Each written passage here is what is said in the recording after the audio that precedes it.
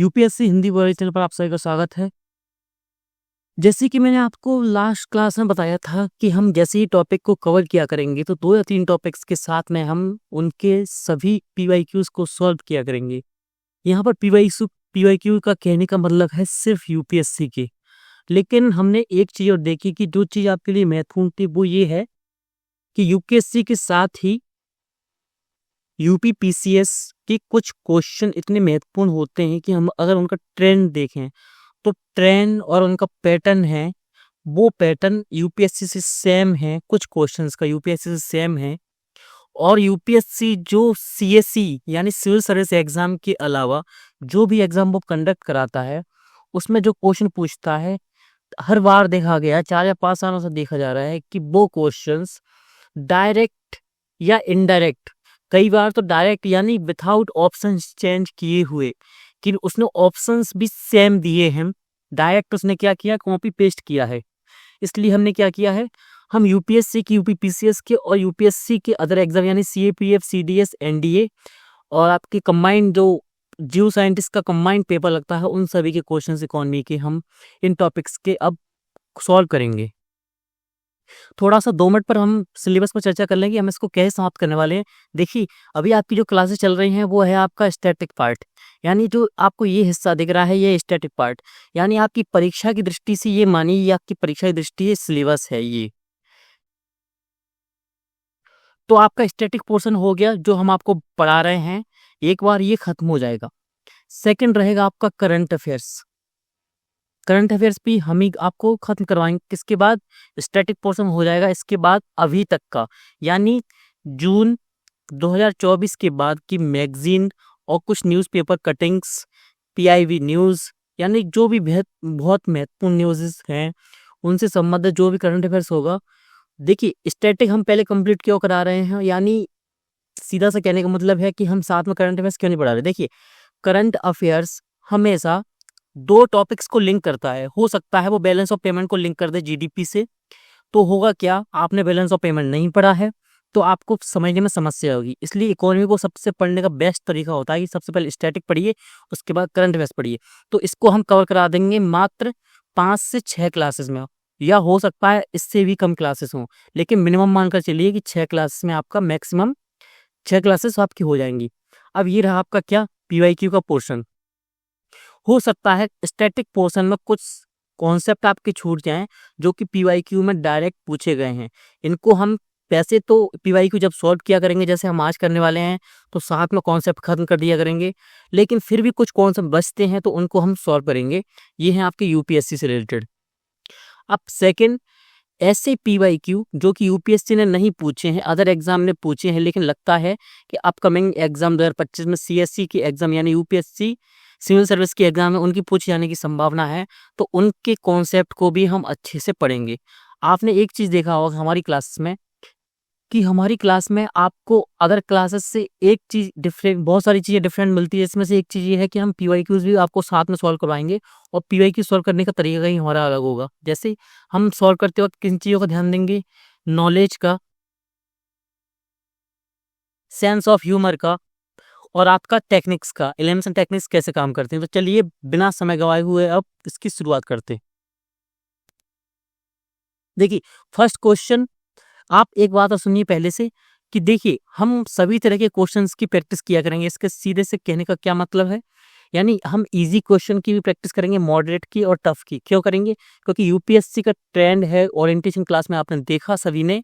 अगर आप नए अभ्यर्थी हमसे जुड़े हैं तो पहले ओरिएंटेशन क्लास लीजिए, इसके बाद आप इस क्लास को लेंगे तो आपको 100% फायदा होगा इस क्लास का। अगर नहीं लेंगे तो आपको सिर्फ 80% लाभ होगा सीधा सा। तो सबसे पहले उस क्लास को लीजिए, फिर इस क्लास को लीजिए, ओरिएंटेशन क्लास के बाद इसको लीजिए। उसकी लिंक आपको डिस्क्रिप्शन में मिल जाएगी। इजी टू मीडियम और टफ, मॉडरेट टफ क्यों कर रहे हैं, क्योंकि हमने ओरिएंटेशन क्लास में इसके बारे में बात कर ली है। अब सीधा सा क्वेश्चन है, मिश्रित अर्थव्यवस्था से क्या तात्पर्य है। हमने टॉपिक में डायरेक्ट पढ़ा है, बहुत बार पढ़ा है कि 3 प्रकार की अर्थव्यवस्था होती है, पूंजीवाद, समाजवाद और क्या आपकी मिश्रित। मिश्रित क्या होती है, पब्लिक और प्राइवेट सेक्टर जहां पर साथ में काम करता है। सीधा सा बी आंसर आपका आ गया है। अब है आपका सेकंड क्वेश्चन, जो कि यूपीएससी की जो फ्रेमवर्क है, जो पैटर्न है, जो ट्रेंड है, उसको फॉलो करता है। 2015 में क्वेश्चन पूछा गया है, यही क्वेश्चन सेम क्वेश्चन अगर 2025 में पूछ लिया जाए तो सरप्राइज होने की बिल्कुल जरूरत नहीं है, क्योंकि पूछा जा सकता है। ये क्वेश्चन डायरेक्ट इकोनॉमिक सर्वे से पूछा था। क्वेश्चन टफ लग सकता है जिन्होंने इकोनॉमिक सर्वे उस समय नहीं पढ़ा होगा। जो 2025 के लिए इकोनॉमिक सर्वे नहीं पढ़ेंगे, अगर ऐसा क्वेश्चन आ गया तो भी टफ लग सकता है। लेकिन इसमें हम क्या करेंगे, नॉलेज को यूज करेंगे, हमने जो पढ़ा है उसके नॉलेज को यूज करेंगे, एलिमिनेशन टेक्निक्स का यूज करेंगे। कुछ एलिमिनेशन टेक्निक्स हम आपको समय समय पर बताते रहेंगे। आज उनमें से एक टेक्निक हम आपको बताने वाले हैं, जो आपको अदर आगे आने वाले इसी स्लाइड में क्वेश्चन में अप्लाई करने को मिलेगी। अब सीधा सा है, भारतीय अर्थव्यवस्था के संदर्भ में निम्नलिखित कथनों पर विचार कीजिए। पिछले दशक में वास्तविक सकल घरेलू उत्पाद की वृद्धि दर लगातार बढ़ती रही है। पिछले दशक में वास्तविक सकल यानी रियल जीडीपी की वृद्धि दर लगातार बढ़ती रही है। मैंने आपसे क्लासेस के टाइम पर भी बोला था कि हमेशा कोई भी चीज ऐसे नहीं बढ़ती है, ऐसे नहीं करती है, मतलब इंस्टेंटली डिक्रीज या रेगुलर इंक्रीज या रेगुलर डिक्रीज नहीं होती है। हो सकता है एक्सेप्शन हो, लेकिन ज़्यादातर 90% संभावना होती है कि वो स्टेटमेंट गलत हो। तो यहाँ पर आपके सीरीज कहने का मतलब क्या है, ये आपका क्या है, ये हो गया आपका रेड फ्लैग, यानी ये स्टेटमेंट आपका रेड फ्लैग, यानी गलत होने की संभावना ज़्यादा है। सेकंड क्वेश्चन क्या है, पिछले दशक में बाजार कीमतों पर सकल घरेलू उत्पाद लगातार बढ़ रहा है, ये भी हो गया आपका रेड फ्लैग। लेकिन इसमें आपने रेड फ्लैग तो देख लिया, अब आपने इसमें एक चीज़ और नोटिस की होगी कि वो ये है कि इसमें सिर्फ फैक्ट को चेंज किया, लैंग्वेज सेम है। तो एलिमिनेशन टेक्निक्स के लिए अपने एक अच्छा सा नोट्स बनाइए, 3 या 4 पेज का नोट्स बनेगा। उसमें हम 40 से 45 ट्रिक्स बताएंगे आपको। उन ट्रिक्स के आधार पर आप 2011 से लेके 23-24 तक के क्वेश्चंस को के पेपर को सॉल्व कीजिए। उसमें आपको ये देखने को मिलेगा कि 25 से 30 क्वेश्चन विदाउट नॉलेज भी क्वेश्चन सॉल्व किए जा सकते हैं, 20% नॉलेज के साथ भी। और वो कैसे होंगे वो हम आपको समय समय पर बताएंगे। जैसे कि आपकी पहली ट्रिक है, उसके लिखिए, इकोनॉमी में जब भी, लिखते जाइए पॉइंट डाल के, इकोनॉमी में जब भी 2 स्टेटमेंट वाला क्वेश्चन हो या कई स्टेटमेंटों में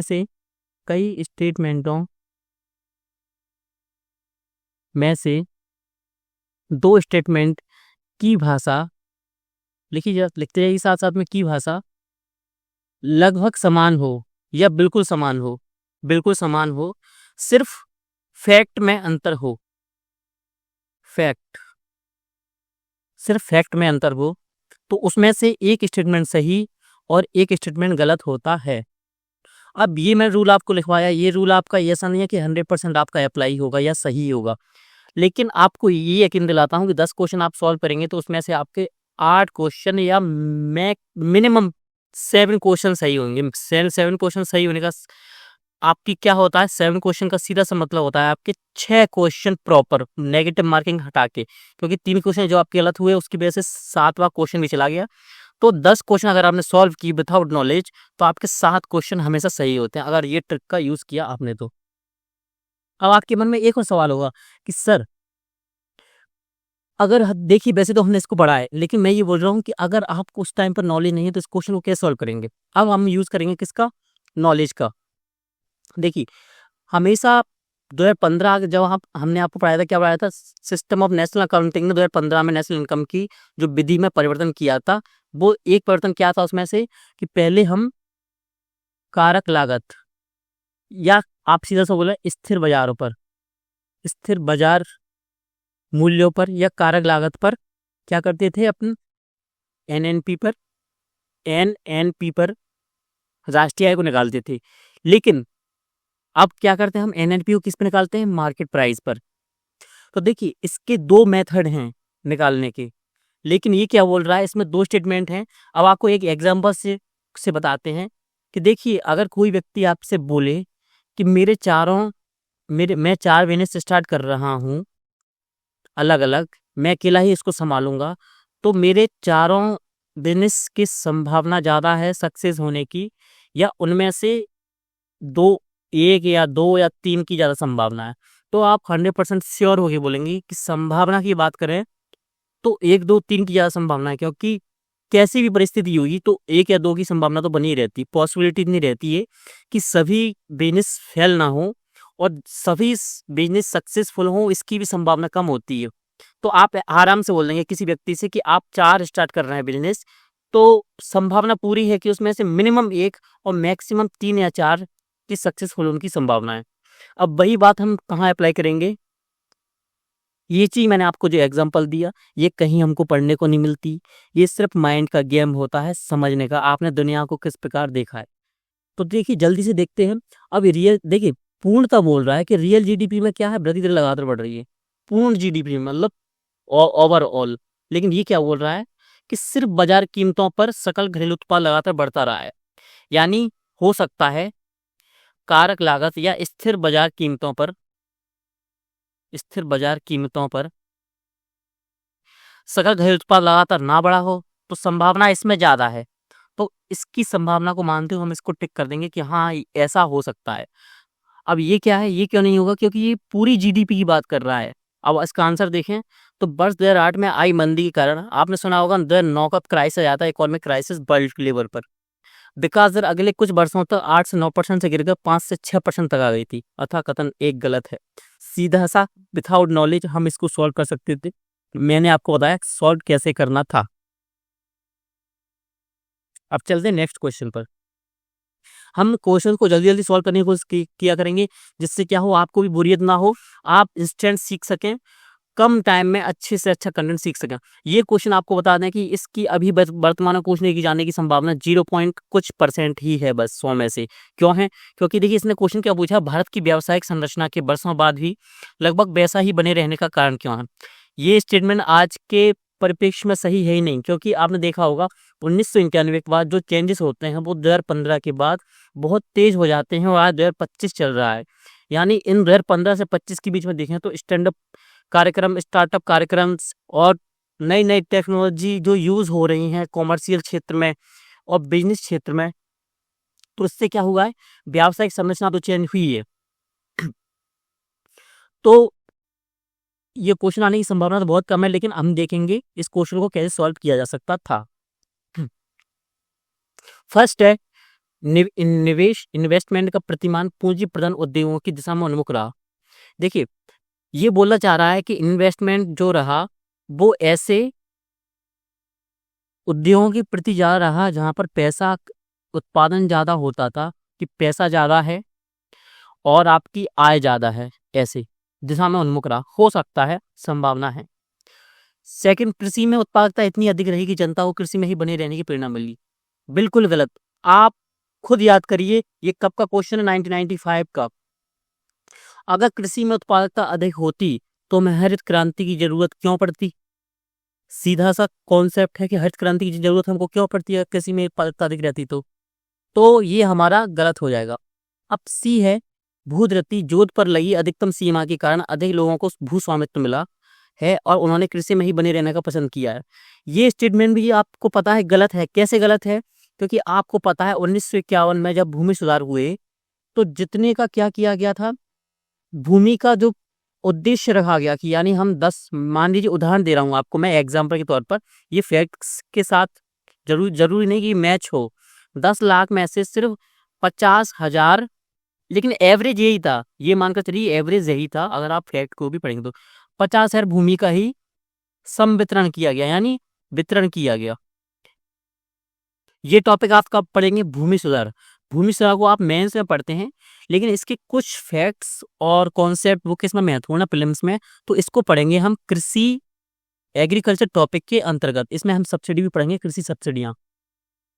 तो देखिए आपको ये चीज तो पता ही है, तो बने रहना पसंद किया, भूस्वामित्व मिला ही नहीं सबको, तो ये गलत हो गया आपका। लास्ट है आर्थिक विकास के लिए कृषि से उद्योग की दिशा में अंतरण के महत्व की जनता को एक पर जानकारी नहीं है। ये स्टेटमेंट भी गलत है।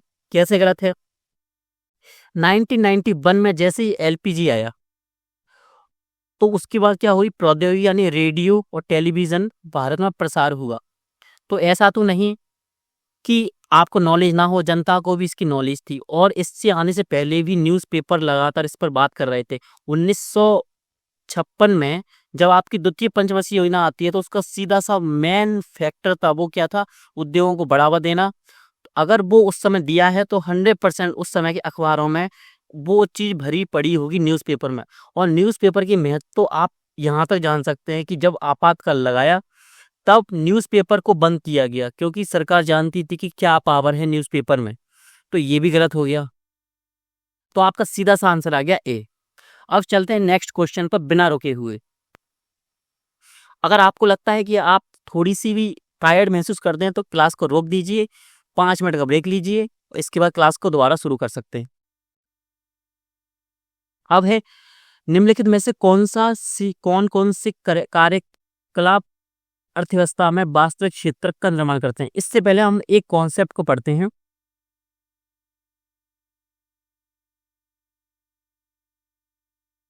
एक कॉन्सेप्ट पढ़ते हैं इससे पहले हम।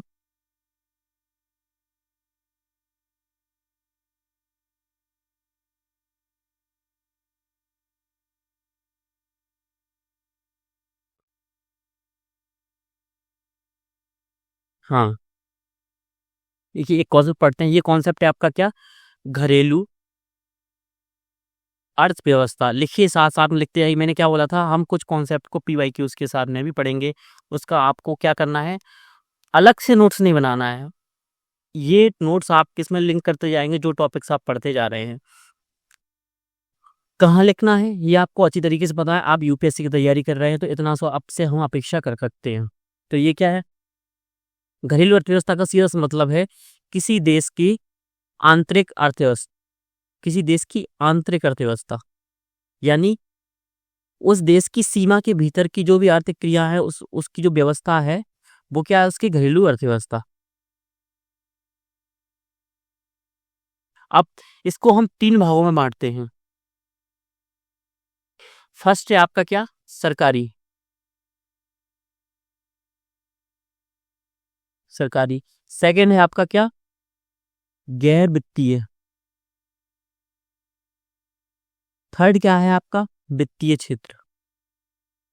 वित्तीय क्षेत्र। मैंने आपको पहले ही बताया था कि अर्थव्यवस्था को ऐसा नहीं सिर्फ एक प्रकार से बांटा जाता है।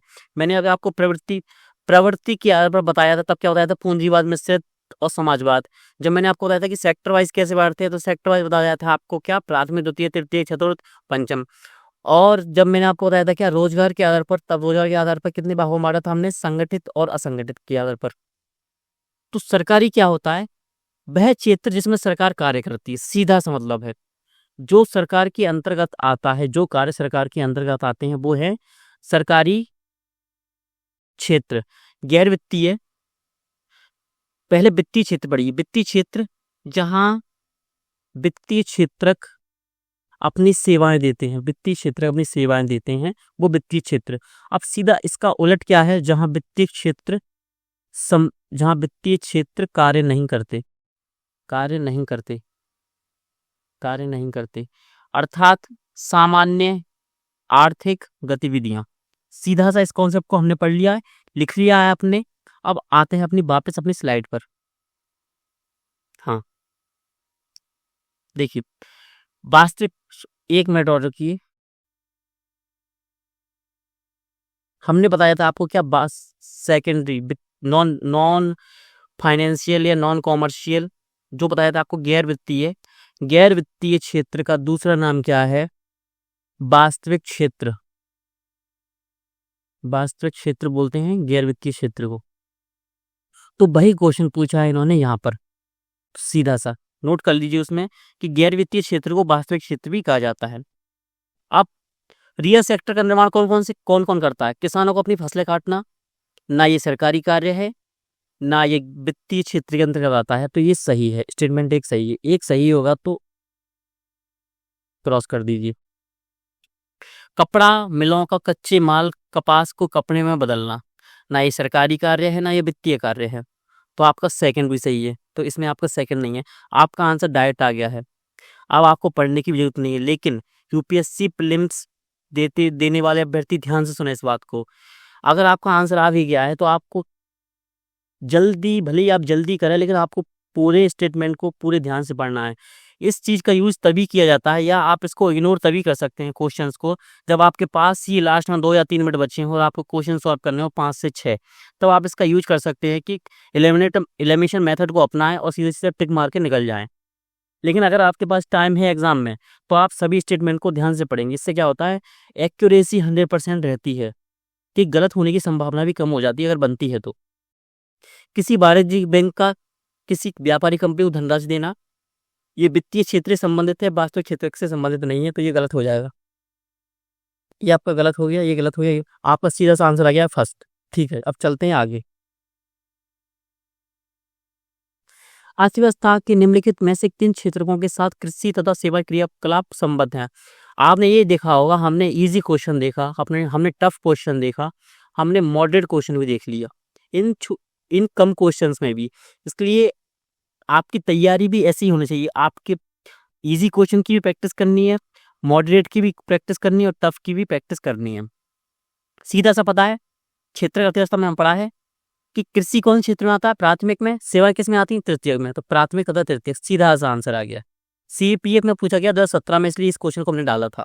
हो सकता है डायरेक्ट, क्योंकि देखिए कभी कभी यूपीएससी प्रीलिम्स में बहुत सिंपल क्वेश्चन बना देता है, मतलब पॉलिटी का तो वो ऐसा क्वेश्चन बनाया उसने, जब 2023 में उससे टफ पेपर ही पूछा, तब इसने क्वेश्चन क्या बनाया उसने 1833 वाला, कि गवर्नर जनरल को भारत का गवर्नर जनरल, सीधा सा यही बनाया था। आप सबको पता होगा, क्योंकि आपसे बार बार बोलते हैं कि हम पीवाईक्यू को पढ़ते रहिए। तो वही बात है कि यही, और ये क्वेश्चन की एक बात ध्यान दीजिए, 2021 में ये यूपीएससी ने अदर एग्जाम, या तो उसने सीएपी में पूछा होगा या सीडीएस में, हाँ सीडीएस में पूछा था इस question. As it is questions की ना लैंग्वेज चेंज हुई थी, ना ऑप्शंस की नंबरिंग चेंज हुई थी। एज इट इज उसने क्वेश्चन को उठाया और यहाँ पर डाल दिया यूपीएससी 2023 सीएसई में। अब चलते हैं नेक्स्ट क्वेश्चन पर। रोजगार स्थितियों के आधार पर अर्थव्यवस्था को किस प्रकार के सेक्टरों में विभाजित किया जाता है? सीधा सा पता है आपको, संगठित क्षेत्र और असंगठित क्षेत्र, कि जो रजिस्टर्ड नहीं है उनको असंगठित क्षेत्र कहते हैं, जो रजिस्टर्ड हैं उनको संगठित क्षेत्र कहते हैं। सीधा सा आंसर। और देखिए इस चीज को हम एलिमिनेशन मेथड क्या कर सकते हैं, कैसे? हमने आपको बताया था कि हम हर एक क्वेश्चन को अलग अलग मेथड से, देखिए अगर आपको पता भी नहीं है कि रोजगार के आधार पर क्या है, तो जब आप ऑप्शन बी पढ़ेंगे तो आपको पता है ये तो क्या है, निजी और सार्वजनिक क्षेत्र, ये प्रवृत्ति के आधार पर है, अर्थव्यवस्था की प्रवृत्ति। तो इस किस प्रकार के सेक्टर में, ये बात कर रहा है सेक्टर की, तो ये आपका ऑप्शन गलत हो जाएगा। मौसमी और प्रच्छन्न सेक्टर, ये बेरोजगारी के प्रकार हैं, आपको पता होगा ये बेरोजगारी के प्रकार हैं, तो ये ऑप्शन गलत हो गया। प्राथमिक, द्वितीय, तृतीयक सेक्टर, क्योंकि ये रोजगार के आधार पर पूछ रहा है, सिर्फ सेक्टर वाइज बात नहीं कर रहा है वो, तो ये भी ऑप्शन गलत हो जाएगा। सीधा सा आपका आंसर क्या आ गया, ए। किसी देश की आर्थिक समृद्धि का सबसे उपयुक्त मापदंड उसका क्या होता है? देखिए इस क्वेश्चन में एक चीज ध्यान देने की, जब भी आप प्रीलिम्स के क्वेश्चन को सॉल्व करते हैं, देखिए बहुत सारी चीजें हम जब आपको बोलते हैं कि एक इस चीज पर ध्यान दीजिए, तो वो चीज महत्वपूर्ण होती है, और आपका क्या, आपका धर्म बनता है, या आपका कर्तव्य है कि उस चीज को आप नोट करें अपने नोट्स में। तो किसी देश की आर्थिक समृद्धि के सबसे उपयुक्त, इसको अंडरलाइन कीजिए। हमेशा जब प्रीलिम्स का क्वेश्चन पढ़ें तो मेन कीवर्ड को आप क्या करेंगे, अंडरलाइन करेंगे। तो इंग्लिश में क्या लिखा है, मोस्ट एप्रोप्रिएट। अब इस क्वेश्चन को मैं यहाँ तक पढ़कर ही समझ गया, नए स्टूडेंट नहीं समझ पाए होंगे, जो पुराने स्टूडेंट्स हैं या ये टॉपर्स हैं वो इस चीज को समझ जाते हैं कि उसने अगर क्वेश्चन में ये पूछा है ना मोस्ट एप्रोप्रिएट, तो उसका सीधा सा मतलब है कि ऑप्शन चारों सही हैं, लेकिन जो सबसे सर्वोत्तम है, सर्वोत्तम बोल रहा है, जो सबसे बेस्ट ऑप्शन है वो क्या होगा? तो जीडीपी, अगर आर्थिक समृद्धि की बात करनी है देश की, तो जीडीपी पर भी तो बात हो सकती है। सेकंड क्या है आपका, एनडीपी, फिर क्या है एनएनपी। क्योंकि देखिए हम राष्ट्रीय आय को एनएनपी पर मापते हैं, राष्ट्रीय आय को, तो ये दो ऑप्शन तो पहले गलत हो जाते हैं, कि समृद्धि हम किस पर देखेंगे, आय पर। हम उत्पादन पर देख सकते थे, लेकिन देखिए उत्पादन के बाद भी कौन सी चीज आती है, आय आती है। इसकी सबसे महत्वपूर्ण क्या है, आय, इनकम। अब उसके बाद भी क्या बोल रहा है, पर कैपिटा रियल इनकम। अब प्रति व्यक्ति आपकी आय क्या है, ये ये क्या है, ये ज्यादा माइक्रो लेवल पर इसने क्या किया है, रिसर्च की है कि इतना इतना है।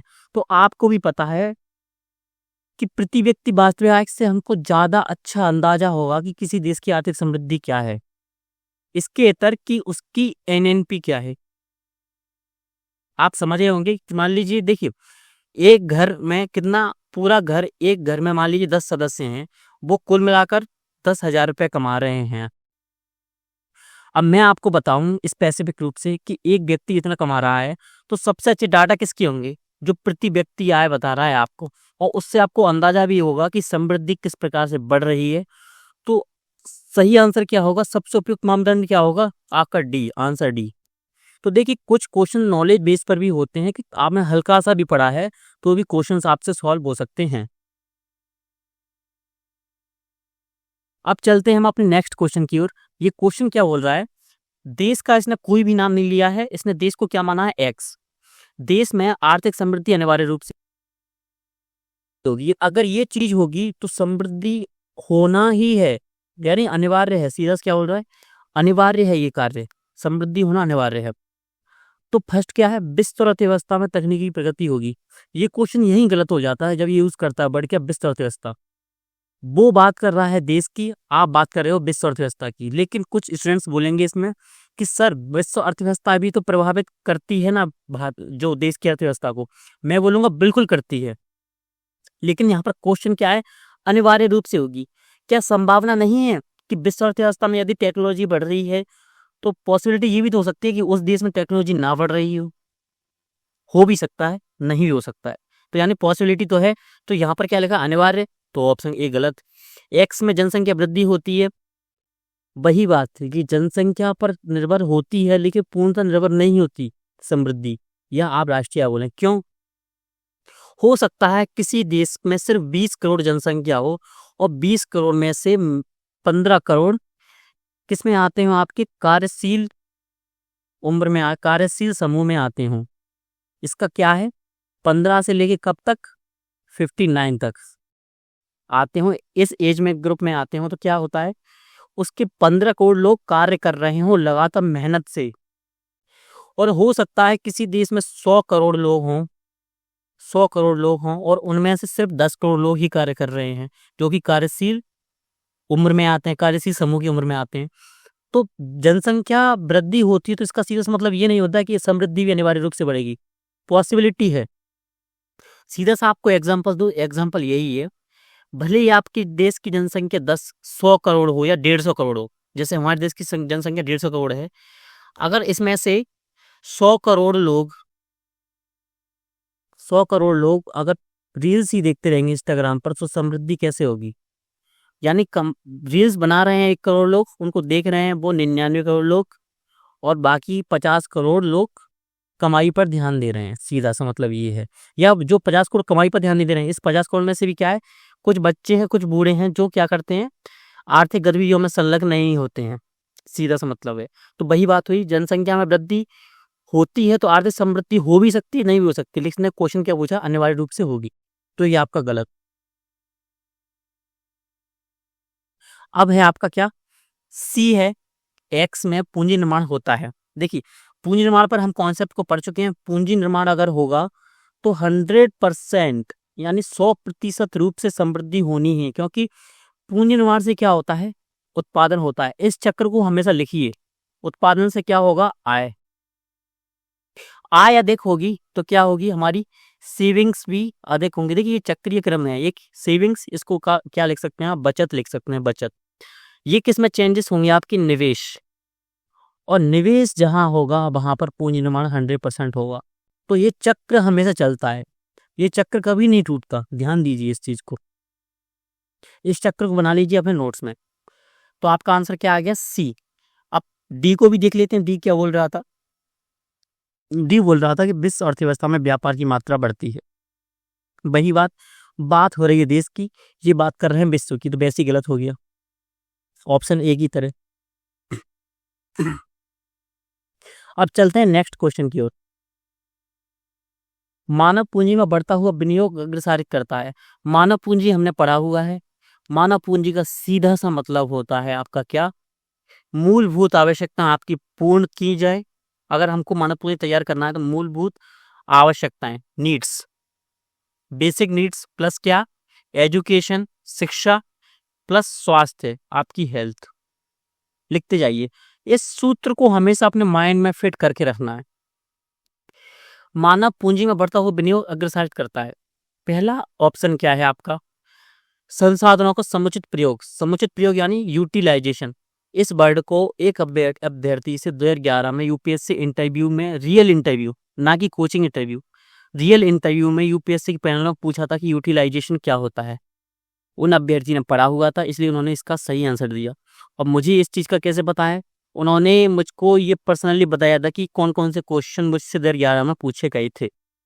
तो सीधा सा यूटिलाइजेशन का मतलब क्या होता है, अगर आपसे भी कोई पूछे, अगर आप में से जो भी अभ्यर्थी इस क्लास को देख रहे हैं, अगर आप में से मैं पूछूंगा ना कि यूटिलाइजेशन को समझाइए किसके तौर पर, आप अब खुद को कैसे मानेंगे कि आप इंटरव्यू की जो चेयर है उस पर बैठे हुए हैं, हम 5 लोग आपके सामने बैठे हुए हैं यूपीएससी के अंदर। 90% स्टूडेंट्स इस चीज का आंसर नहीं दे पाएंगे। हो सकता है 50% लोगों को इसके बारे में पता भी हो, लेकिन सही लैंग्वेज में, अच्छी लैंग्वेज में वो इसका आंसर नहीं दे पाएंगे। कमी कहाँ पर है, कमी है आपकी लैंग्वेज में, कि लैंग्वेज डेवलप करनी होती है यूपीएससी के अकॉर्डिंग। इसमें क्या करना होता है हमको, हिंदी मीडियम में एक समस्या आती है कि हम शुद्ध हिंदी, और ऐसा नहीं है कि आपको इंग्लिश यूज नहीं करनी, इंग्लिश यूज करनी है, लेकिन आपकी जो वाक्य विन्यास क्या है, वाक्य विन्यास वो गलत हो जाता है, यानी आप सेंटेंस बना ही नहीं पाते हैं। आपने इस चीज को कहाँ देखा होगा, जब आप खुद आंसर लिखते हैं तब होता क्या है, लिंक नहीं होता, पहली लाइन लास्ट लाइन से लिंक ही नहीं होती, तो वही क्या होता है, वाक्य विन्यास होता है। तो उसको कैसे करना है, उसको हमने आंसर राइटिंग क्लासेस में आपको बताया था और निरंतर आपको बताते रहे हैं और रहेंगे। यूटिलाइजेशन का सीधा सा मतलब क्या है, यूटिलाइजेशन का सीधा सा मतलब है किसी भी वस्तु का, किसी भी वस्तु का प्रयोग ऐसे करना, ऐसे करना जिससे,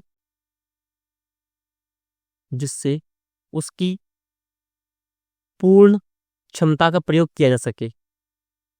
सीधा सा मतलब है, आपने एक एग्जांपल सुना, एग्जांपल आपको देते हैं, जैसे कि आपने पढ़ा होगा कि इंदौर शहर, एमपी का इंदौर शहर 7 बार, यानी देश में 7 बार टॉप किया है इसने, किसमें, स्वच्छता में। और कैसे किया है, आपको इसका एक केस स्टडी बताएंगे। इसका केस स्टडी यही है कि वो क्या करते हैं, इंदौर के लोग, जो इंदौर की जो कार्य करती है, जो कचरा प्रबंधन प्रणाली है, वो कैसे कार्य करती है।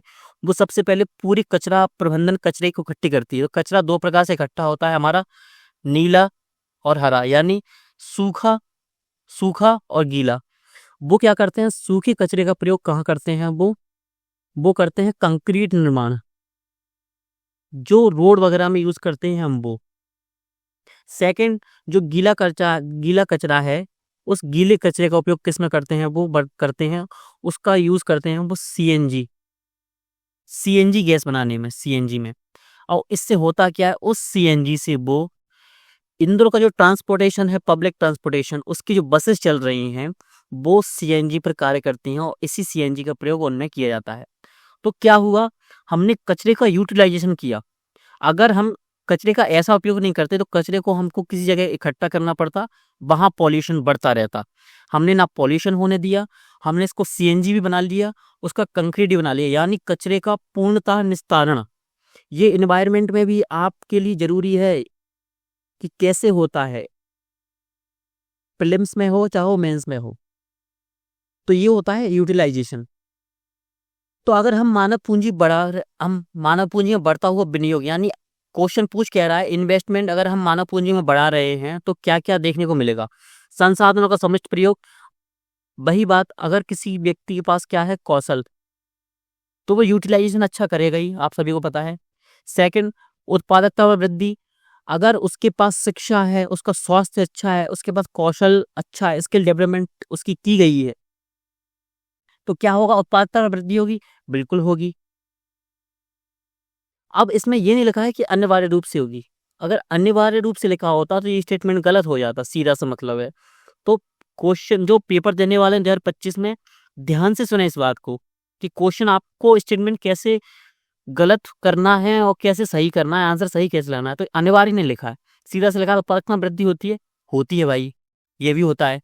कुशलता में विकास होता है, ये तो इसका सह उत्पाद है, यानी बाय प्रोडक्ट है, किसका है, हम मानव पूंजी निर्माण में इन्वेस्टमेंट करेंगे तो क्या मिलेगा, कुशलता में विकास तो होगा ही, सही है। तो आपका आंसर आ गया डी, उपरोक्त सभी। अब चलते हैं हम अपने नेक्स्ट क्वेश्चन पर। एक संकल्पना के रूप में मानव पूंजी निर्माण की बेहतर व्याख्या उस प्रक्रिया में की जाती है जिसके द्वारा, वही बात है, मैंने बोला था कि आप सूत्र को याद कीजिए।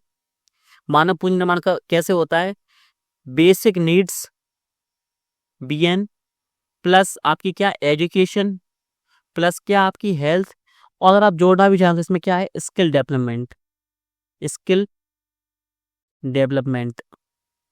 तो इस सूत्र को हमेशा याद रखिए जब भी आप क्वेश्चन सॉल्व करें किससे रिलेटेड, मानव पूंजी निर्माण से, तो उसकी व्याख्या उस प्रक्रिया के रूप में की जाती है, किसी देश के व्यक्ति अधिक पूंजी का संचय कर पाते हैं। तो ये क्या बोल रहा है, ये रिजल्ट की बात कर रहा है, रिजल्ट की बात कर रहा है, ना कि किसकी, प्रक्रिया की। तो ऑप्शन एक गलत यहाँ ऐसे हो जाता है। ध्यान से देखिए स्टेटमेंट को, आपको समझ में आएगा कि मैंने आपको क्या बोला है। किसी देश के व्यक्ति अधिक पूंजी का संचय कर पाते हैं, तो ये रिजल्ट की बात कर रहा है, क्वेश्चन पूछ रहा है प्रक्रिया के बारे में। अब देश के लोगों की ज्ञान कौशल स्तरों और क्षमताओं में वृद्धि हो पाती है, उससे पहले क्या देखेंगे हम, ऑप्शंस, या तो 2 अकेला है या 2 4 है, यानी या तो 4 इसके साथ में आएगा, यानी 3 तो आएगा नहीं, और अगर आएगा तो दोनों नहीं आएंगे। मैंने आपको स्टार्टिंग क्वेश्चन में, स्टार्टिंग स्लाइड में सेकंड नंबर के क्वेश्चन में क्या बताया था, जब भी 2 स्टेटमेंट की लैंग्वेज एक जैसी हो और एक स्टेट और थोड़ा फैक्ट चेंज हो, बस इसमें क्या, इसमें गोचर धन है, इसमें क्या अगोचर धन है, तो उसमें से एक सही होता है। तो इसमें से 3 सही होगा या 4 सही होगा, संभावना किसकी सही है, 4 की, क्योंकि इसके साथ 3 है ही नहीं। तो हमारा आंसर सीधा सा आ जाता है 2 या 4।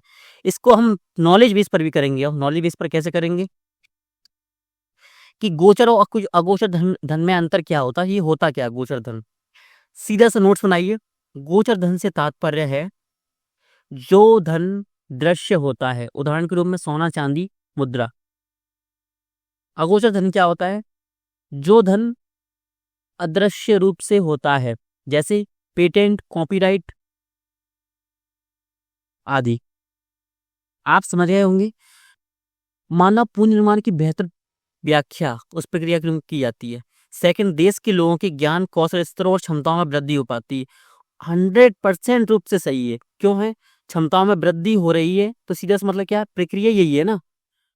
हमारा जो बेसिक जो सूत्र था वो क्या था, वो यही थे ना, बेसिक नीड्स पूरी हो रही है, स्किल डेवलपमेंट हो रहा है, एजुकेशन स्किल डेवलपमेंट, क्षमताओं से मतलब क्या है इसका, क्षमता से सीधा सा मतलब इसका क्या, मूलभूत आवश्यकताएं भी पूरी हो रही हैं। तो सेकंड इंस्ट्रूमेंट सही हो गया आपका। अब 4 कैसे आया, अगोचर धन क्यों आया, जरूरी नहीं कि जब मानव पूंजी निर्माण हो रहा हो तब धन में कमाई हो। इसमें क्या होता है, हमको एक्सपीरियंस नहीं मिलता, क्योंकि जब हम स्किल डेवलपमेंट करते हैं लोगों का, तो हो सकता है कि कुछ चीजों की हमको नॉलेज हो, तो उसका क्या करा देते हैं हम, कॉपीराइट, कि हमको किसी विधि में मिल गई है, कोई ऐसी सूत्र है या विधि है जिसको हम किसी को नहीं देना चाहते, उस पर क्या करा देते हैं हम, कॉपीराइट। तो ये किससे मिलती है, ये किसी धन से तो नहीं मिलती, या किसी वस्तु से तो नहीं मिलती, वस्तु से नहीं मिलती, ये मिलती है हमको किससे, स्किल डेवलपमेंट से, कौशल स्तर से। ये बोला है ना शब्द, तो आपका आंसर क्या आ जाएगा, सी।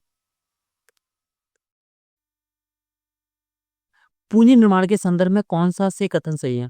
अब पूंजी निर्माण से कितने सारे क्वेश्चन पूछे गए हैं, इससे आपका अंदाजा हो जाता है कि यूपीएससी 2025 में भी ये महत्वपूर्ण हो जाता है। अगर संभावना हो, अगर संभव होगा तो हम इससे पूरा टॉपिक ले आएंगे किसी क्लास में, इसको ज़्यादा टाइम लगेगा, सिर्फ 15 से 20 मिनट का टॉपिक है ये, इससे संबंधित सभी फैक्ट्स और कॉन्सेप्ट को देख लेंगे। पूंजी निर्माण की प्रक्रिया बचतों और वित्तीय संस्थाओं की प्रभाविता पर निर्भर करती है। हमने क्या बोला था आपसे कि इस जो साइकिल है उसको याद रखिए। साइकिल क्या है आपकी, पूंजी निर्माण है, ये किससे होता है, ये होता है आपके निवेश से। निवेश कहाँ से आता है, निवेश आता है हमेशा बचत से। तो बचत निर्भर से प्रभाविता पर निर्भर करती है, बिल्कुल करती है, सही आंसर है। वित्तीय संस्थाएं करती हैं, बिल्कुल करती हैं। अगर बैंक ज़्यादा लोन देंगी तो ज़्यादा पूंजी निर्माण होगा, ज़्यादा उत्पादन करेंगे ज़्यादा आय होगी। अगर बैंक लोन कम देती हैं तो वही बात है कि कम पूंजी निर्माण होगा, हमारे पास कम पूंजी होगी किसके लिए? इन्वेस्टमेंट के लिए। सेकंड, निवेश पूंजी निर्माण के लिए अनिवार्य कारक है, बिल्कुल है। देखिए वही बात, बचत के बारे में ही बात हो गई, 100% सही है। मैंने क्या बोला था? ये कार्य हमेशा करता है क्या? इसमें उत्पादन, फिर क्या है आपका आय, और आय से क्या होती है? सेविंग्स। लेकिन ये यहाँ से यहाँ जो शिफ्ट हो रहा है, ये जरूरी नहीं कि आय से बचत में शिफ्ट हो सकता है आप आय की जो इनकम हुई है वो खर्च कर दें पूरा, लेकिन यहाँ से 100% चलता है। अगर बचत होगा तो निवेश होगा, निवेश होगा तो पूंजी निर्माण होगा, पूंजी निर्माण होगा तो उत्पादन होगा, उत्पादन होगा तो आय होगी। तो सीधा सा आपका आंसर क्या आ गया? बोथ 1 और 2।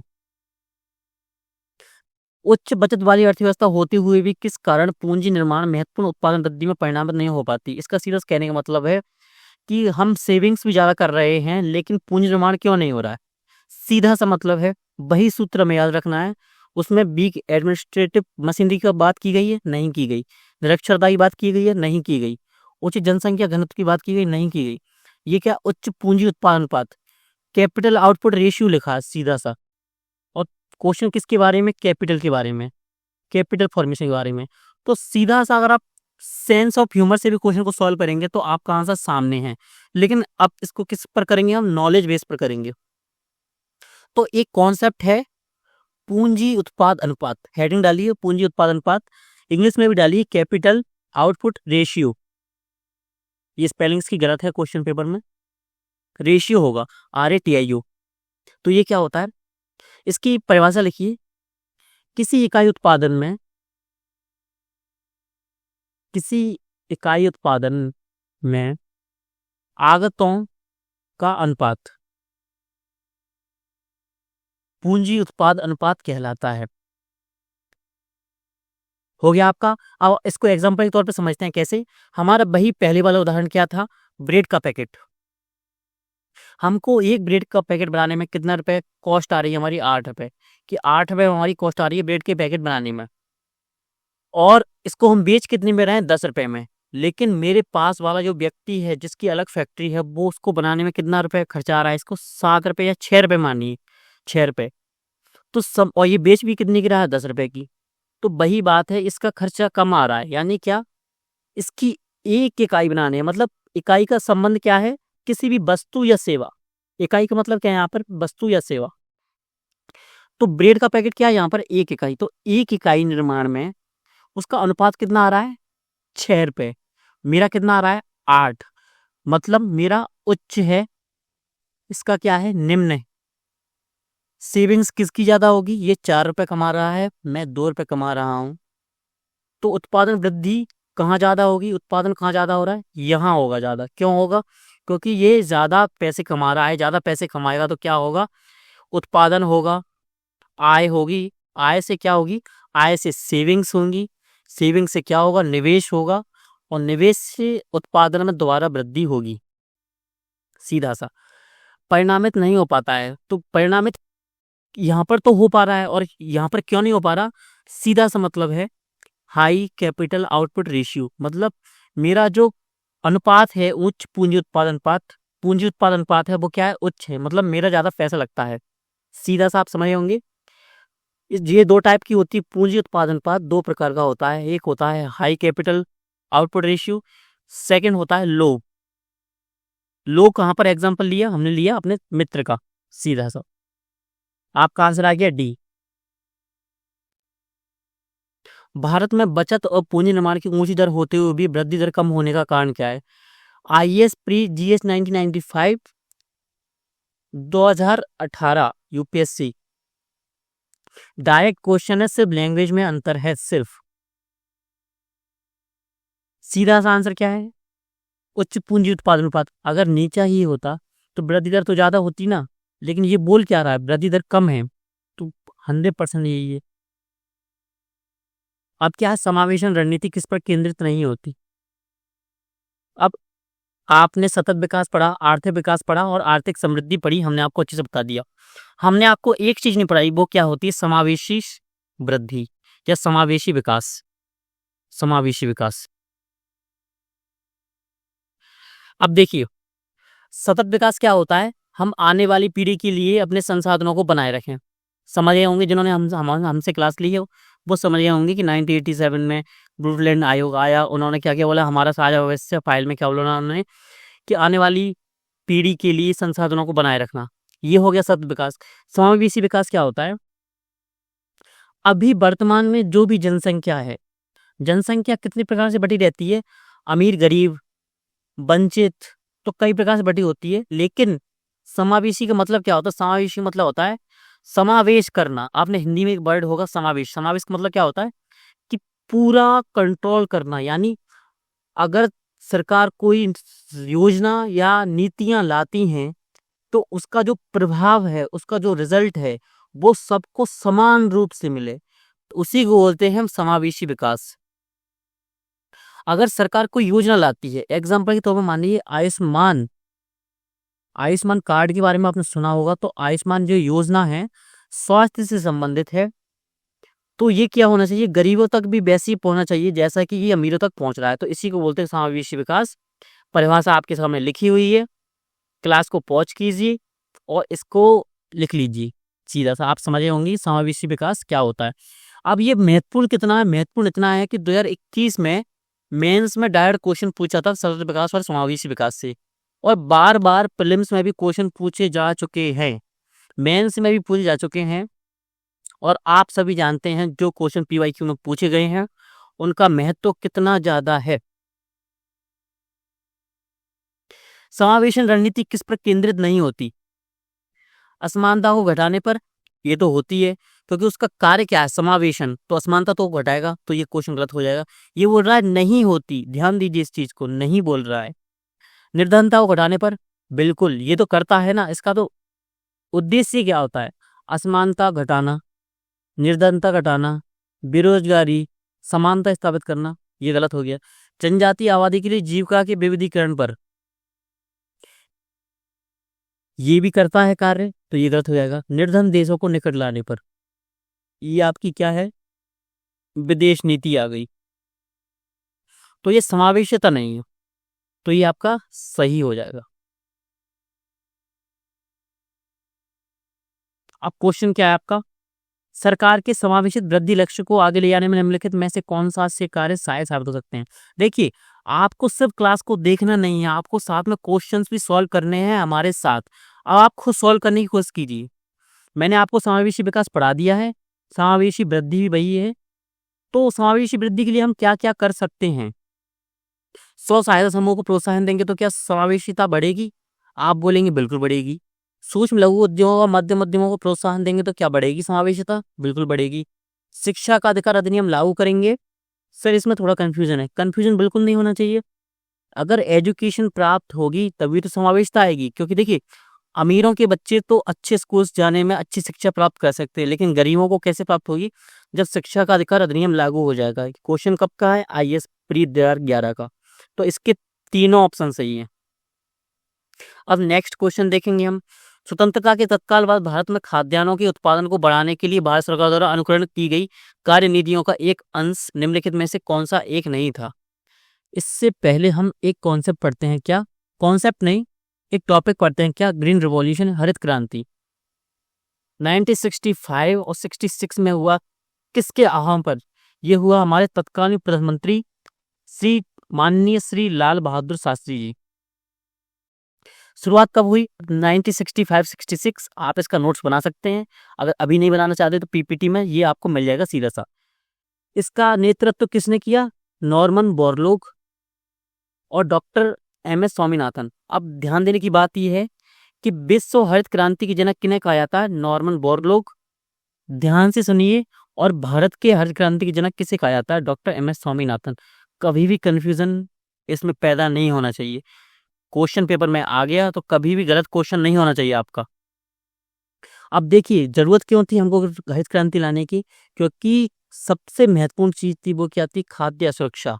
मैंने आपको पहले भी बताया है कि खाद्य असुरक्षा इतनी ज्यादा थी कि हमको अमेरिका से PL 480 गेहूं का आयात करना पड़ता था, जो कि अत्यंत निकृष्ट किस्म का था, यानी उसकी जो गुणवत्ता थी वह अत्यंत निम्न स्तर की थी, तब भी हम गेहूं उससे खरीदते थे। क्यों? क्योंकि पेट तो हमको भरना है। तो इसी चीज को से निपटने के लिए हमने क्या किया, गेहूं और चावल मुख्य फसलें थी जिन पर हरित क्रांति का फोकस था। आप समझ गए होंगे क्यों। ये काम किया कहाँ पर? पंजाब, हरियाणा, पश्चिम उत्तर प्रदेश में गेहूं उत्पादन में भारी वृद्धि हुई। अन्य क्षेत्रों में क्यों नहीं हुई? अन्य क्षेत्रों में भी हुई, जहां पर पश्चिम बंगाल मान सकते हैं आप। अब इसके कारण हम बाद में देखेंगे कि क्यों यहाँ पर ज्यादा हुई, क्यों यहाँ पर कम हुई। हम थोड़े फैक्ट्स पढ़ लेते हैं बस। अब HYV यानी हाई यील्ड वेराइटी बीज का उपयोग हुआ। HYV होते बीज क्या होते हैं? देखिए, बीज हमेशा दो प्रकार के होते हैं। एक तो हमारे पारंपरिक रूप से जो 1965 से पहले हम यूज कर रहे थे कि अगर हम फसल में एक दाना डालेंगे गेहूं का, तो उससे जो पौधा उत्पन्न होगा उसमें जो दानों की संख्या होगी वो कितनी होगी? 10 से 15। लेकिन जो HYV बीज हैं, जो कि कैसे आनुवांशिक रूप से रूपांतरित किस्में बनाई जाती हैं, उन्हीं को क्या बोलते हैं? HYV बीज। तो वो क्या आते हैं, अगर हम एक दाना डालेंगे मिट्टी में, तो उससे जो पौधा उत्पन्न होगा तो उसमें 35 से 40 दाने आएंगे। यानी इसकी सीधा से कहने का मतलब क्या है, पैदावार जिसकी ज्यादा होती है उसको क्या बोलते हैं? HYV बीज। सिंचाई, उर्वरक और कीटनाशकों की अधिकता अधिक आवश्यक होती थी इसमें, किसमें? HYV बीज में। तकनीकी सुधार किए गए। सरकार की भूमिका क्या रही? MSP, सस्ती दरों पर उर्वरक और कीटनाशक उपलब्ध, किसानों को कृषि ऋण दिया गया। अब क्वेश्चन देखते हैं ये। स्वतंत्रता के तत्काल बाद भारत में खाद्यान्नों के उत्पादन को बढ़ाने के लिए भारत सरकार द्वारा अनुकरण की गई कार्यनीतियों का एक अंश निम्नलिखित में से कौन सा एक नहीं था? अंडरलाइन कीजिए, एक नहीं था। पहले से कृष्ण भूमि में फसल उगाने का तीव्रीकरण। हो सकता है हिंदी आपको थोड़ा टफ लगे, इसलिए क्या करते जाइए, आप इंग्लिश ही पढ़ते जाइए। Intensification of cropping over already cultivated land, ये तो हमने किया था। भूमि सुधार पढ़ेंगे तो आपको पता है ये हमने किया था। खेती करने योग्य और पड़ती भूमि को जोत, मान लीजिए आपको ये पता भी नहीं है तो इसको क्या आप गोला बनाकर छोड़ देंगे। खेती करने योग्य और पड़ती भूमि को जोत के अंतर्गत लाकर खेती करने योग्य क्षेत्र को बढ़ाना, ये भी मुझे नहीं पता। तीसरा, उच्च पैदावार वाली किस्मों के बीजों का उपयोग करना। क्वेश्चन क्या पूछ रहा है? स्वतंत्रता के तत्काल बाद। तत्काल बाद का मतलब क्या है? 1947 या मैक्सिमम 1950 से 1950 से हमने क्या किया था। तो देखिए, HYV बीज हम कब लाए थे? अपना अभी पढ़ा है हमने, कब लाए थे? 65 में। तो ये आपका नहीं किया था, यानी आंसर आपका सी आ गया सीधे से।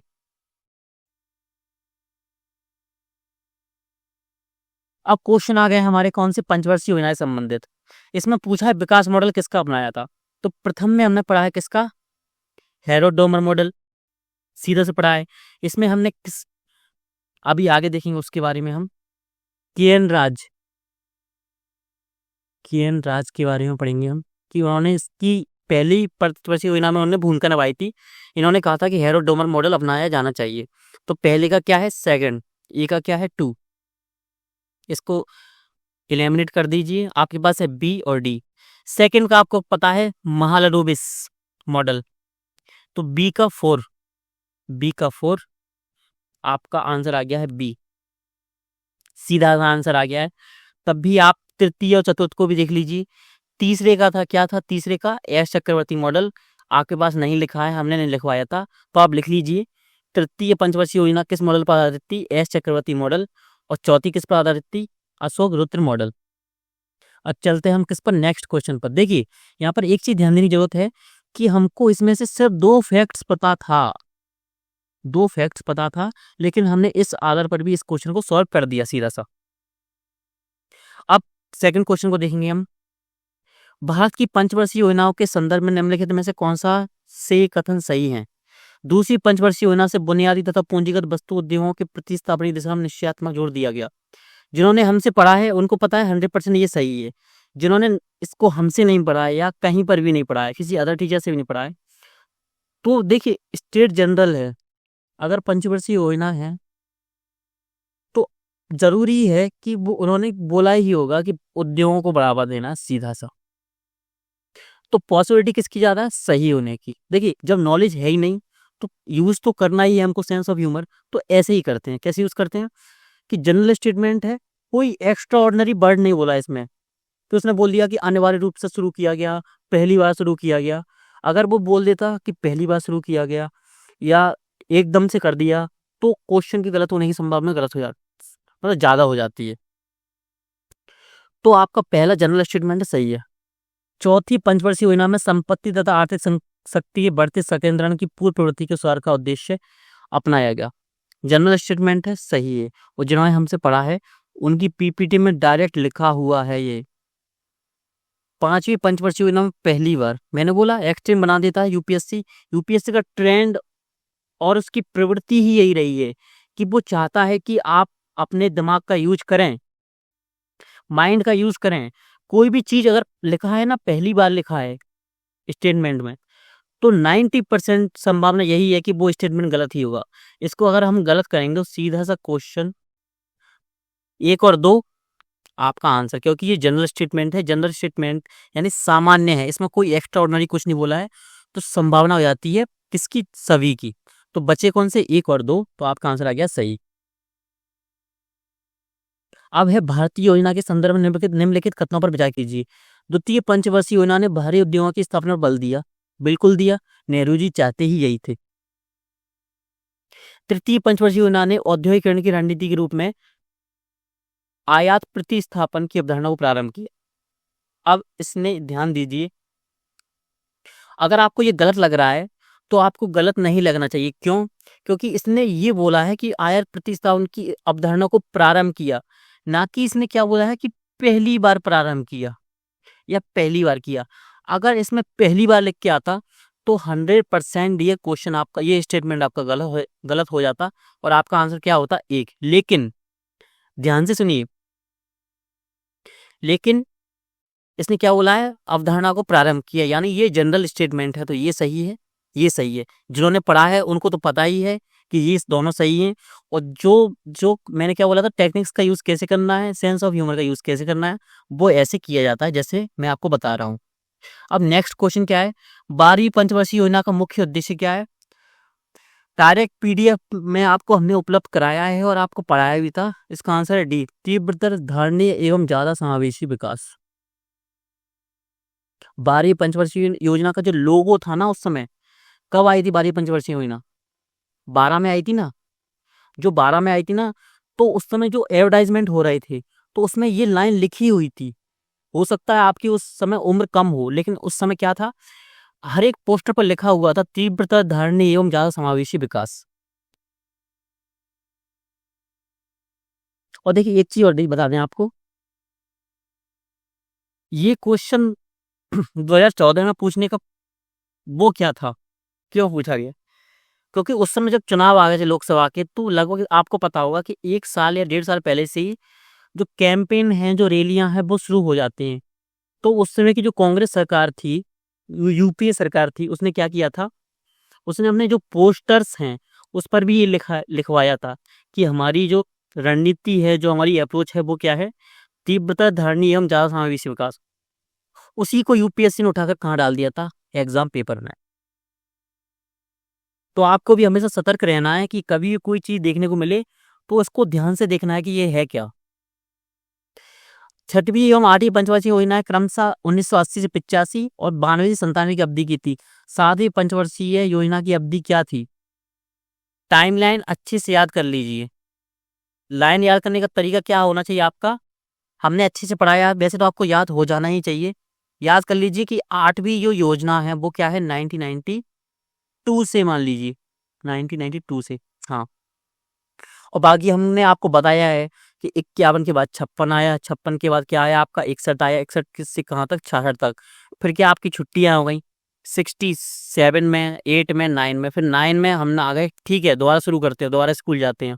74 तक गए, 74 75 तक हम चले, फिर क्या वो क्या लग गया, इसको हमने लंबा खींच दिया इसी पंचवर्षीय योजना को, तो उसमें क्या हुआ, आपातकाल लग गया। फिर क्या आ गया आपका 78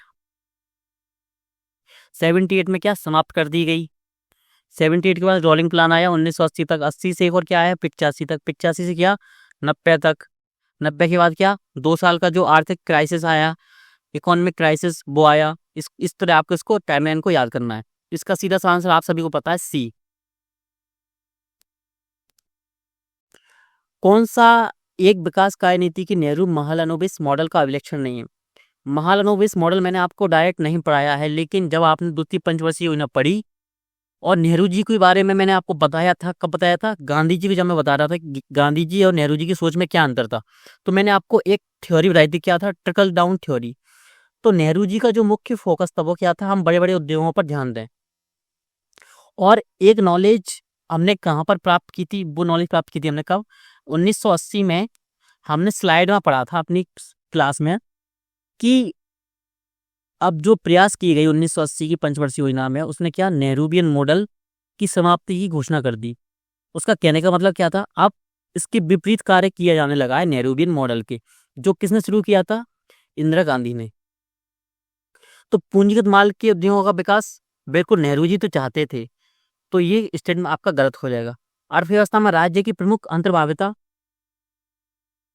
1991 तक, आजादी से लेके 47 से लेके 1991 तक समाजवाद की ओर हमारा जो अर्थव्यवस्था है वो झुकी रही है। मिश्रित अर्थव्यवस्था थी हमारी, लेकिन समाजवाद की ओर झुकी रही।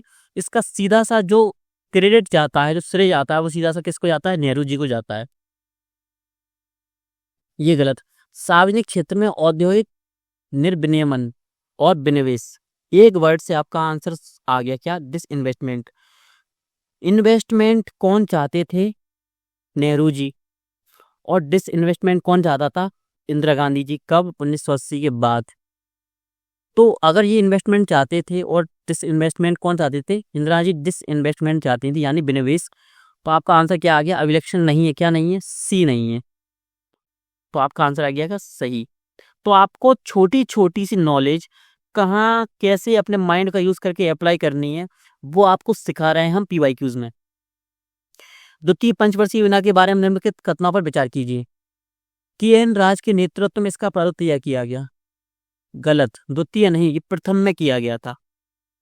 गलत कर दीजिए इसको। अब 2 या 3 या 3 या 4। देखिए 3 तो इसका सही है। इसमें प्रस्ताव था कि बिजली, रेलवे, इस्पात, मशीनरी और संचार जैसे उद्योग पब्लिक सेक्टर में विकसित किए जाए। मैंने अभी बताया कि नेहरू जी का तो क्या था, वो यही चाहते थे कि हर चीज, मतलब ज्यादातर जो उद्योग या सार्वजनिक उद्यम, वो सरकार के अंतर्गत ही कार्य करें। तो आपका सेकंड सही है। दूसरा सही है, तो आपका आंसर स्पेस ही आ गया। लेकिन फिर भी पढ़ लेते हैं।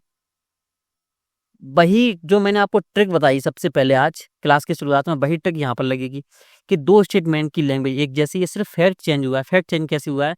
प्रारूपकारों ने पाया कि उद्योग और कृषि में संतुलन बनाना बहुत कठिन है। प्रारूपकारों ने पाया कि उद्योग और कृषि में संतुलन बनाना वास्तव में आसान है। आसान, कठिन, इसमें से एक स्टेटमेंट सही होगा, स्टेटमेंट गलत होगा। या तो 3 सही होगा या 4 सही होगा। तो इसमें 3 है, इसमें 3 है, इसमें 4 है, इसमें 4 नहीं है। आपका आंसर वैसे ही आ गया। अगर आप वैसे ही पढ़ेंगे सेंस ऑफ ह्यूमर से, तो उद्योग और कृषि में संतुलन बनाना रियल में कठिन है। उस समय जब हमें आज़ादी मिली ही थी, तो हम तो हर चीज़ में पीछे थे। हम उद्योगों में भी पीछे थे और एग्रीकल्चर में भी पीछे थे। तो संतुलन बनाना आसान कभी नहीं होता। संतुलन बनाना किसी भी चीज़ में कठिन होता है, चाहे वह हमारा जीवन हो, चाहे हमारी पढ़ाई हो, चाहे आप किसी भी क्षेत्र की बात कीजिए, संतुलन बनाना कभी भी आसान नहीं होता किसी भी चीज़ में। तो आप वैसे समझ गए किसको? 3 सही है, तो आपका आंसर आ गया सी। C answer. चलते हैं नेक्स्ट क्वेश्चन पर। किस वंशवर्षीय योजना के दौरान आपातकाल लगाया गया था? नए चुनाव हुए थे और जनता पार्टी चुनी गई थी। सीधा सा आपको पता है, 5वीं आपने पढ़ा है। मैंने क्या बोला? टाइमलाइन अच्छे से याद करना है। निम्नलिखित में से किस पंचवर्षीय योजना में मानव विकास को सारे प्रयासों का सारथ तो माना गया? मानव विकास का सीधा सा मतलब कहाँ लिया गया? प्रथम पंचवर्षीय योजना में आपको एग्रीकल्चर देखने को मिलता है, सेकंड में क्या मिलता है? उद्योग देखने को मिलते हैं। आप आते जाएंगे तो आपको 8वीं पंचवर्षीय योजना ऐसी मिलेगी जिसमें क्या बात की गई थी? मानव विकास के बारे में बात की गई। तो और एक क्वेश्चन देखिए, अगर आपके आप 2025 में क्वेश्चन पूछा जाता है किसके बारे में? पंचवर्षीय योजना के बारे में, और आपके स्टेटमेंट या आपके ऑप्शन, सॉरी स्टेटमेंट नहीं, ऑप्शन ऐसे आते हैं A B C D, उनमें पंचवर्षीय योजना के नाम दिए हो, तीसरी, 5वीं, 6वीं, 8वीं। तो संभावना है कि 8 भी आपकी ज़्यादा हो। क्यों? देखिए, बेसिक पूछेगा कि एग्रीकल्चर के बारे में किसने बात की गई, तो आपको पता है पहली वाले में बात की। लेकिन कोई ऐसा फैक्ट दिया है जो आपको नहीं पता है, तो संभावना है कि 8वीं पंचवर्षीय योजना में उसके बारे में बात की गई होगी।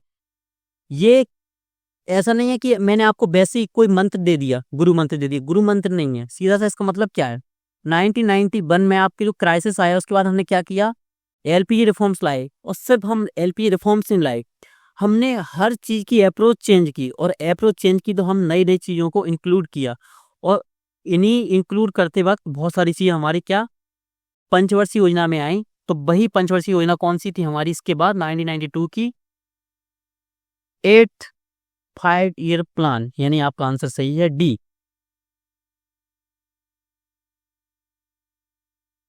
भारत की पंचवर्षीय योजना के संदर्भ में औद्योगिकरण के ढांचे में परिवर्तन की अंतर्गत भारी उद्योग का महत्व कम करते हुए आधारिक संरचनाओं पर बल देने की शुरुआत की गई। अब महत्व कम किया गया है, मैंने क्या बोला था 8वीं योजना में, क्योंकि 1991 तक तो हम सुधरे ही नहीं थे ना, हमको प्रॉब्लम्स दिखी ही नहीं, हम सोच रहे थे सब चंगा, लेकिन कुछ था ही नहीं अच्छा। इसके बाद पता लगा तो हमने किया कि अब चेंज तो करना पड़ेगा भाई, नहीं तो सिस्टम बिगड़ गया आप तो सीधा से क्या किया हमने 1992 की जो क्या थी हमारी 8वीं पंचवर्षीय योजना, उसमें चेंजेस किए गए। मानवीय क्षमताओं को बढ़ाने पर जोर देने के संदर्भ में 12वीं पंचवर्षीय योजना में निम्नलिखित में से किस सम्मिलित नहीं किया गया। हमने अभी पढ़ा है कि तीव्रतर समावेशी संधारणीय विकास, तो समावेशी में जीवन आता है, दीर्घायु आती है, संधारणीय में आता है, शिक्षा आती है, बिल्कुल आती है। ये तो क्या है, एसडीआई में तो आता है, ये दोनों चीजें एसडीआई में तो आती है। ह्यूमन डेवलपमेंट इंडेक्स हमने पढ़ा हुआ है, इसमें आती है। स्किल डेवलपमेंट किसमें आती है हमारी, ये भी मानव विकास में आती है, संधारणीय विकास में, और समावेशी विकास में आता है ये। लोक सेवा प्रदान करना, ये किसी में नहीं आता इसमें। तो आपका आंसर क्या है, नहीं बोला है इसने, तो आपका आंसर क्या है, सी। अब क्वेश्चन क्या है, अब इकोनॉमी नेशनल इनकम से क्वेश्चन आने लगे हैं, अब देखेंगे हम इसको ध्यान से।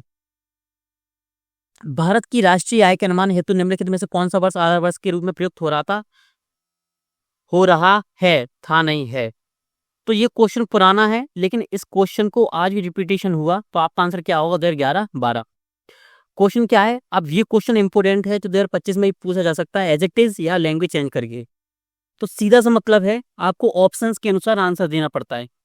तो किसी दी गई अवधि के लिए एक देश की राष्ट्रीय आय क्या होगी। पहला है नागरिकों द्वारा उत्पादित वस्तुओं और सेवाओं के कुल मूल्य के बराबर होगी, हो सकता है कुल उपभोग और निवेश व्यय। देखिए इसके आधार पर तो हम राष्ट्रीय आय मापते ही नहीं है, उपभोग के आधार पर हम मापते ही नहीं है ना, आपको पता होगा। सभी व्यक्तियों की व्यक्तिगत आय के योग के बराबर होगी, इसके आधार पर भी नहीं मापते, हमको पता। नेशनल इनकम जब हमने टॉपिक पढ़ा था तो आपको एक एक चीज क्लियर होगी, इसके आधार पर तो नहीं मापते। ये क्या है, उत्पादित अंतिम वस्तुओं और सेवाओं के मौद्रिक मूल्य के बराबर होगी। अब इन दोनों में आपको कंफ्यूजन हो गया होगा 100%, लेकिन एक चीज ध्यान रखना है, ये जीडीपी की बात कर रहा है, और ये किसकी बात कर रहा है, नागरिकों द्वारा। नागरिकों का सीधा सा मतलब क्या है, एनएनपी, राष्ट्रीय उत्पाद। सीधा सा आंसर आ गया आपका क्या, ए।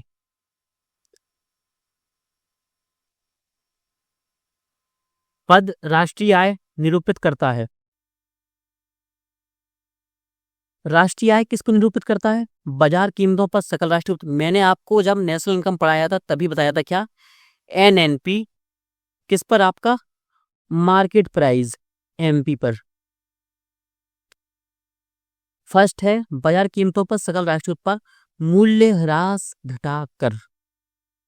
मूल्य ह्रास पहले ही घटा दिया है, कैसे घटा दिया, एनएनपी अगर हम यूज कर रहे हैं तो हमने तो वैसे ही घटा दिया है। सकल राष्ट्रीय उत्पाद की जब बात हो रही है तो एनएनपी तो ये बोल ही रहा है, तो ये कैसा आएगा, इसमें ह्रास घटा दिया है और बाजार कीमतों पर।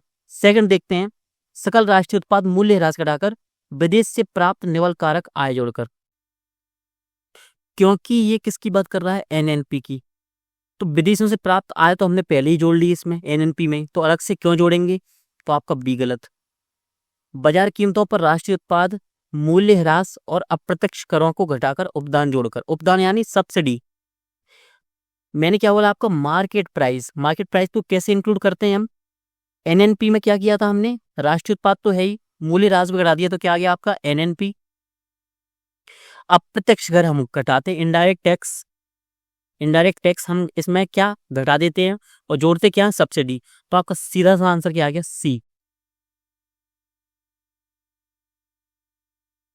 आप लास्ट के 2 क्वेश्चन हैं, इनको देखिए, स्क्रीनशॉट लीजिए या आप क्लास को रोक दीजिए और इसके आंसर आप बताएंगे हमको। हमने इतनी सारी प्रैक्टिस करा दी आपको इन सभी टॉपिक से, अब आपसे अपेक्षा करते हैं कि इन क्वेश्चंस का आंसर दीजिए अच्छे से। अगर कोई भी डाउट होता है क्वेश्चन में, समझ में नहीं आता है कि सर ये वाला क्वेश्चन हमारे समझ में नहीं आया, तो आप कमेंट जरूर करें। आपसे हम अपेक्षा हमेशा ज़्यादा करते हैं, लेकिन हमने एक चीज़ देखने को मिला है कि आप कमेंट नहीं करते हैं। ऐसा नहीं है कि आपको 100% समझ में आ रहा है, हो सकता है आपको कन्फ्यूजन हो, लेकिन फिर भी आप क्या कर रहे हैं, आलस कर रहे हैं किसमें, कमेंट करने में। कमेंट कर दीजिए, हम आपको पढ़ाने में आलस नहीं कर रहे हैं, तो आप भी आलस को छोड़िए, लेजीनेस को छोड़िए और यूपीएससी प्रीलिम्स 2025 में सफलता प्राप्त करने के लिए तैयार हो जाइए। अगर 25 में सफलता प्राप्त करनी है तो ध्यान रखिए आलस का त्याग करना पड़ेगा। तो इस दोनों क्वेश्चन का आंसर दीजिएगा आप। Question number 1, question number numbering कर दूं मैं, इससे आसानी हो आपको। Question number 1, second, question number आपका 2। इनका आंसर क्या है आप कमेंट सेक्शन में जरूर डालेंगे, तभी हमको पता लगेगा कि कौन कौन अभ्यर्थी बिल्कुल सीरियस रूप से तैयार हैं, कौन से अभ्यर्थी जो हमारे प्रोग्राम के अभ्यर्थी हैं मेंटरशिप के वो तैयार हैं, और कौन से अभ्यर्थी वो हैं जो मेंटरशिप प्रोग्राम में नहीं है फिर भी वो सीरियस तैयारी कर रहे हैं 2025 के लिए। तो ठीक है, आप सभी का बहुत बहुत धन्यवाद। मिलते हैं आपसे अब अगली नई स्टैटिक क्लास में एक नए टॉपिक के साथ।